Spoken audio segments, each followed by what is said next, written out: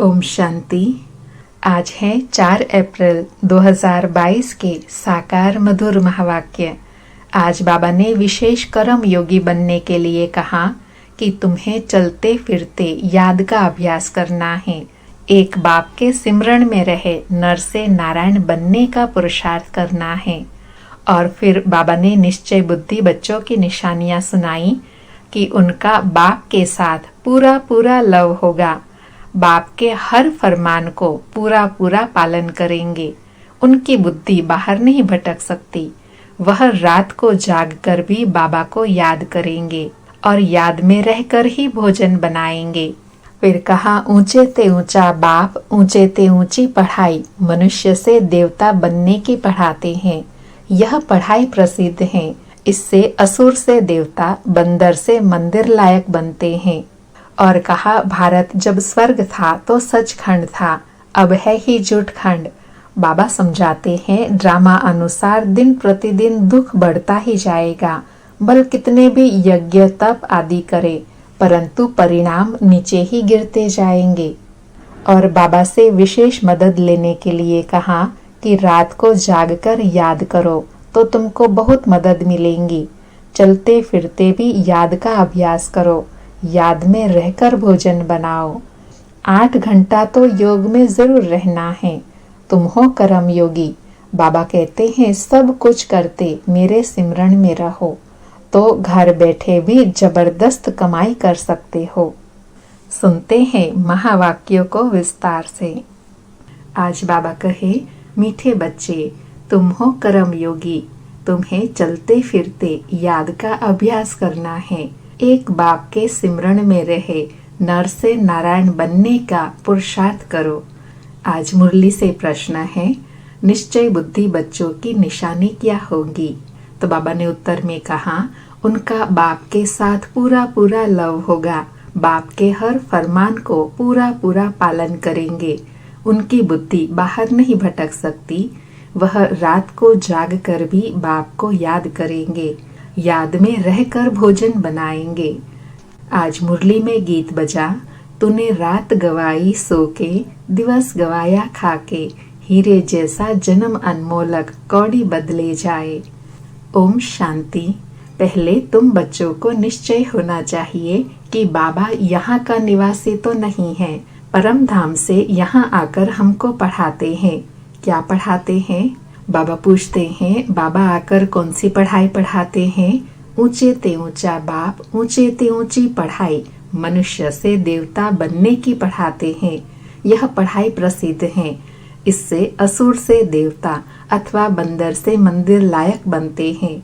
इस समय मनुष्यों की शक्ल भल मनुष्य की है, परंतु विकार बंदर से भी जास्ती है।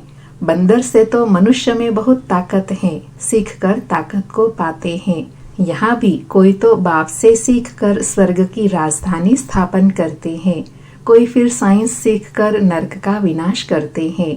बरोबर स्थापना और विनाश का कार्य अब चल रहा है।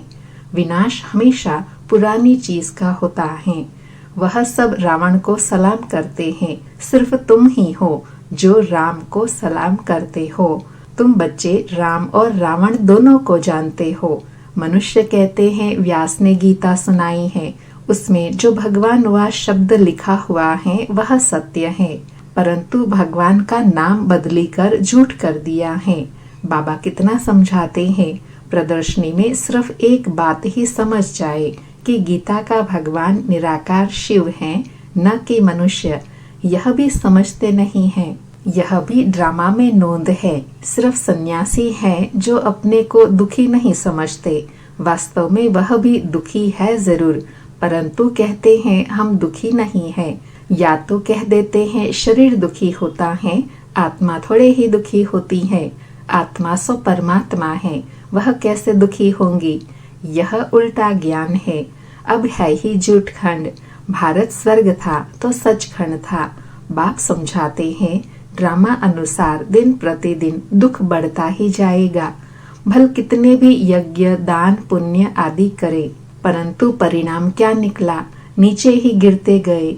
इस समय 100% भ्रष्टाचारी नरकवासी बन पड़े हैं, क्योंकि बाप का आना ही ऐसे समय पर होता है जबकि सब दुखी हैं और सब एक्टर्स आ चुके हैं, थोड़े आते भी रहते हैं, मेजोरिटी आए हुए हैं। अर्जुन, अभी तो बहुत लोग दुखी होंगे, भगवान को याद करेंगे। तुमको तो भगवान खुद ही पढ़ाते हैं, तो कितना अच्छी रीति पढ़ना चाहिए। बाप, टीचर, सतगुरु तीनों ही इकट्ठे मिले हैं, अब और किसके पास जाए।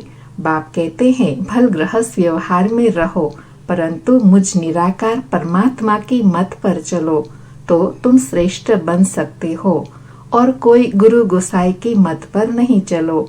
तुम पूछते हो कि परम पिता परमात्मा से तुम्हारा क्या संबंध है।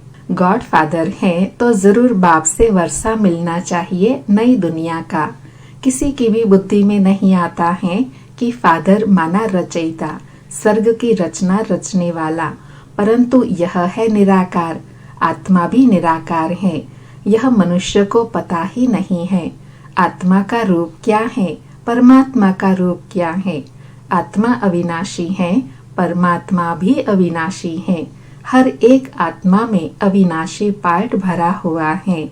यह बातें जब सुनते हैं तो मनुष्य की बुद्धि चक्री में आ जाती है। जिन्होंने कल्प पहले वर्षा लिया है वही पुरुषार्थ अनुसार सब बातों को समझ जाते हैं। अब तुम बच्चों की बुद्धि में पक्का निश्चय है और बाप के साथ लव भी है। शिव बाबा फरमान करते हैं तो खाते पीते मुझे याद करो, याद से विक्रम विनाश होंगे और ऊंच पद पाएंगे। कोई तो भल यहाँ बैठे हैं परंतु बुद्धि बाहर भटक रही है। जैसे भक्ति मार्ग में होता है, माया का राज्य है ना, बुद्धि बाहर चली जाती है तो धारणा नहीं होती। मुश्किल कोई बाप के फरमान पर चलते हैं। बाप कहते हैं सिर पर पापों का बोझा बहुत है, इसलिए रात को जागकर मुझे याद करो तो तुमको बहुत मदद मिलेंगी। चलते फिरते भी याद का अभ्यास करो, याद में रहकर भोजन बनाओ। इसमें बड़ी मेहनत है, घड़ी घड़ी भूल जाते हैं। बच्चों को अभ्यास बहुत अच्छी रीति करना है। 24 घंटे से 16 घंटा तो फ्री हो, बाकी 8 घंटे तो योग में जरूर रहना है। तुम हो कर्म योगी। बाबा कहते हैं सब कुछ करते मेरे सिमरन में रहो। नर से नारायण बनने का पुरुषार्थ करो तो घर बैठे भी जबरदस्त कमाई कर सकते हो। बड़े बड़े आदमी भी आएंगे, परंतु टू लेट। तुम्हारे में भी बहुत हैं जो कहते हैं हम लक्ष्मी को अथवा नारायण को वरेंगे, फिर घड़ी घड़ी भूल जाते हैं। ऐसे बहुत हैं जो कहते हैं शिव बाबा इनमें आते हैं। यह बात हमारी बुद्धि में नहीं बैठती है। कोई शक्ति है, कशिश है, परंतु बच्चे बाप को समझते नहीं है, क्योंकि शास्त्रों में ऐसी बात नहीं है कि बाप आते हैं। गीता है सबसे ऊंचा शास्त्र, उसमें भी मनुष्य का नाम डाल दिया है। फिर जो ऊंचे से ऊंचा भगवान है उनका नाम फिर नीचे वाले शास्त्र में कैसे आएगा। बाप कहते हैं कितनी भूल कर दी है, मैंने ही यह यज्ञ रचा है। कृष्ण को तो कहते हैं श्याम सुंदर, राधे कृष्ण ही लक्ष्मी नारायण बनते हैं। वही पूरे 84 जन्म लेते हैं। 84 लाख कहो तो भी पहले स्वर्ग में आने वाले लक्ष्मी नारायण ही हैं। बाप समझाते हैं तुम देवी देवता धर्म वालों ने 84 जन्म लिए हैं, तुम ही नंबर 1 थे। तुम्हारी ही अब राजधानी स्थापन हो रही है। लक्ष्मी नारायण तुम्हारे ही माँ बाप थे, अब तुम्हारी राजधानी बन रही है। तुम अभी संपूर्ण नहीं बने हो, बनना है जरूर, तब तो सूक्ष्म वतन में साक्षात्कार होता है। अपने को संपूर्ण फरिश्ते समझते हो, फरिश्ते बनने के बाद लक्ष्मी नारायण बनते हैं, उनका भी साक्षात्कार होता है। तत्त्वम तुम भी बन रहे हो। कितना अच्छी रीति समझाया जाता है। आजकल स्कूलों में भी गीता पढ़ाते हैं। जो पढ़कर होशियार हो जाते हैं वह फिर दूसरों को पढ़ाएंगे तो पंडित बन जाते हैं। सुनने वाले ढेर फॉलोअर्स हो जाते हैं। जबान मीठी है, अच्छी रीति श्लोक आदि कंठ कर लेते हैं, मिलता कुछ भी नहीं है। तमो प्रधान बन गए हैं। बाबा ही आकर सतो प्रधान बनाते हैं, सो भी नंबरवार पुरुषार्थ अनुसार ही बनते हैं। सब आत्माएं तो शक्तिवान नहीं हो सकती हैं। बाप को सर्वशक्तिमान कहेंगे, लक्ष्मी नारायण को नहीं। शक्ति की बात अभी संगम पर होती है। अभी तुम राजाई ले रहे हो, अभी तुमको वर अर्थात वरदान मिल रहा है। बाप कहते हैं अमर भव, जीते रहो। सतयुग में तुमको काल नहीं खाएगा, वहाँ तो मृत्यु अक्षर ही नहीं है। ऐसे नहीं कहेंगे कि फलाना मर गया, तुम कहेंगे हम पुराना बूढ़ा शरीर छोड़कर नया लेते हैं। महाकाल का भी मंदिर है, उसमें सिर्फ शिवलिंग रख झंडियाँ आदि लगा दी हैं।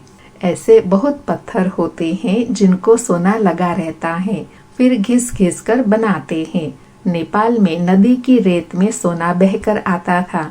सतयुग में तुमको सोना बहुत मिल जाता है, अब तो सोना है ही नहीं, एकदम खलास हो गया है। खानियां सब खाली हो गई हैं। स्वर्ग में सोने के महल बनते हैं, फिर से हम अपने स्वर्ग की स्थापना कर रहे हैं। ऐसे बहुत बच्चे हैं, लिखते हैं बाबा हम आपके बन गए हैं, कभी देखा भी नहीं है। अभी तुम अमर लोक के लिए शिव बाबा से अमर कथा सुन रहे हो। निश्चय से ही विजय होती है, निश्चय भी पक्का होना चाहिए। अच्छा, मीठे मीठे सिकिलधे बच्चों प्रति माता पिता बाप दादा का याद प्यार और गुड मॉर्निंग। रूहानी बाप की रूहानी बच्चों को नमस्ते। हम रूहानी बच्चों की रूहानी माता पिता बाप दादा को भी याद प्यार गुड मॉर्निंग और नमस्ते। धारणा के लिए मुख्य सार है, पहला, निश्चय बुद्धि बन एक बाप से पूरा पूरा लव रखना है। बाप के फरमान पर चल, माया पर जीत पानी है।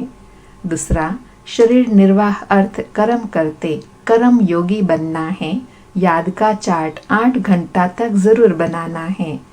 आज बाबा ने वरदान दिया, होली हंस बन व्यर्थ को समर्थ में परिवर्तन करने वाले फीलिंग प्रूफ भव। होली हंस बन व्यर्थ को समर्थ में परिवर्तन करने वाले फीलिंग प्रूफ भव। स्पष्टीकरण है, सारे दिन में जो व्यर्थ संकल्प, व्यर्थ बोल, व्यर्थ कर्म और व्यर्थ संबंध संपर्क होता है, उस व्यर्थ को समर्थ में परिवर्तन कर दो। व्यर्थ को अपनी बुद्धि में स्वीकार नहीं करो। अगर एक व्यर्थ को भी स्वीकार किया तो वह एक अनेक व्यर्थ का अनुभव कराएगा, जिसे ही कहते हैं फीलिंग आ गई। इसलिए होली हंस बन व्यर्थ को समर्थ में परिवर्तन कर दो तो फीलिंग प्रूफ बन जाएंगे। कोई गाली दे, गुस्सा करे, आप उसको शांति का शीतल जल दो। यह है होली हंस का कर्तव्य। आज का स्लोगन है, साधना के बीज को प्रत्यक्ष करने का साधन है बेहद की वैराग वृत्ति। साधना के बीज को प्रत्यक्ष करने का साधन है बेहद की वैराग वृत्ति। अभी मातेश्वरी मम्मा के अनमोल महावाक्य हैं। उसमें पहला है, परमात्मा को त्रिमूर्ति क्यों कहते हैं? तो मम्मा कहे, परमात्मा को त्रिमूर्ति क्यों कहते हैं? उन्होंने कौन से 3 रूप रचे? अवश्य उन्होंने 3 रूप ब्रह्मा विष्णु शंकर के रचे हैं। वह जब खुद आते हैं तो तीनों रूप को अपने साथ लाते हैं। ऐसे नहीं कहेंगे कि उन्होंने यह 3 रूप अलग अलग रचे हैं, इकट्ठा ही रचे हैं, आगे पीछे नहीं रचे। तो परमात्मा ही कहते हैं कि यह रचना मेरी है, क्योंकि मैं साकारी, आकारी और निराकारी तीनों सृष्टि का मालिक हूँ। मैं साकारी लक्ष्मी नारायण देवी देवता रूप में नहीं हूँ, वे तो साकारी देवी गुणों वाले मनुष्य हैं। और मैं अव्यक्त देवता ब्रह्मा विष्णु शंकर भी नहीं हूँ। भल यह आकारी देवता पुनर्जन्म में नहीं आते हैं, मगर मैं वो भी नहीं हूँ। यह सारी मेरी डिपार्टमेंट है। जब मैं खुद आता हूँ तो सारी डिपार्टमेंट साथ लाता हूँ और उन्हों द्वारा ही देवी सृष्टि की स्थापना, आसुरी दुनिया का विनाश तथा नई दुनिया की स्थापना कराने के लिए आता हूँ। मैं तो डायरेक्ट ऊपर से पवित्र आत्मा आता हूँ और मैं जिस तन में आता हूँ वह भी बहुत जन्मों के अंत के तमोगुण वाले हैं। उस तन में प्रवेश होकर उनको भी पवित्र बनाता हूँ। जिसका भविष्य जन्म सर्वगुण संपन्न 16 कला संपूर्ण श्री कृष्ण है, क्योंकि परमात्मा तो सर्वगुणों का सागर है, विकर्मा जीत है। उनसे सेकंड नंबर श्री कृष्ण बनता है, जिसके फिर अंत का जन्म ब्रह्मा है। परमात्मा के मुआफिक पवित्र आत्माएं कोई भी नहीं है, उन्हों को पवित्र बनाना पड़ता है, इसलिए परमात्मा को ही सुप्रीम सोल कहते हैं। दूसरे महावाक्यों का हेडिंग है बिगड़ी हुई तकदीर बनाने वाला परमात्मा है। अब यह तो बहुत मनुष्य जानते हैं कि तकदीर बनाने वाला तो वो एक ही है। परमात्मा को कहा जाता है तकदीर का मालिक। वो आकर हम आत्माओं की तकदीर बनाते हैं। जो बिगड़ी हुई तकदीर है उनको बनाने वाला परमात्मा है। बाकी यह जो मनुष्य कहते हैं तकदीर बनाना व बिगाड़ना परमात्मा के हाथ में है, यह कहना सरासर भूल है। तकदीर बनाना परमात्मा के हाथ में है, परंतु जब मनुष्य उस तकदीर बनाने वाले को भूलते हैं तब उनकी तकदीर बिगड़ जाती है। गोया तकदीर को बिगाड़ना मनुष्य के हाथ में है। जब मनुष्य अपने आप को भूलते हैं, अपने बाप को भूलते हैं, तब ही मनुष्यों से उल्टा कार्य होने कारण वो अपनी तकदीर को लकीर लगाते हैं। तो बिगाड़ने वाला हुआ मनुष्य और बनाने वाला हुआ परमात्मा।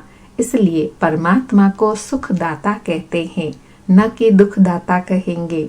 देखो, जब परमात्मा स्वयं ही इस सृष्टि पर अवतरित होते हैं तो सभी मनुष्यों की बिगड़ी हुई तकदीर बनाते हैं, अर्थात सबको सद्गति देते हैं। तभी तो परमात्मा को सभी मनुष्य आत्माओं का उद्धार करने वाला कहते हैं। परमात्मा कहते हैं, बच्चे, मैं इस संगम पर आकर सबकी तकदीर बनाता हूँ। ऐसे नहीं कोई की तकदीर बने और कोई की न बने, परंतु परमात्मा तो सबकी तकदीर बनाते हैं, क्योंकि सभी मनुष्य का सारी सृष्टि से संबंध है। तभी तो परमात्मा के लिए कहते हैं, तकदीर बनाने वाले जरा सामने आओ। तो यही सबूत है कि परमात्मा तकदीर बनाने वाला है। अच्छा, ओम शांति।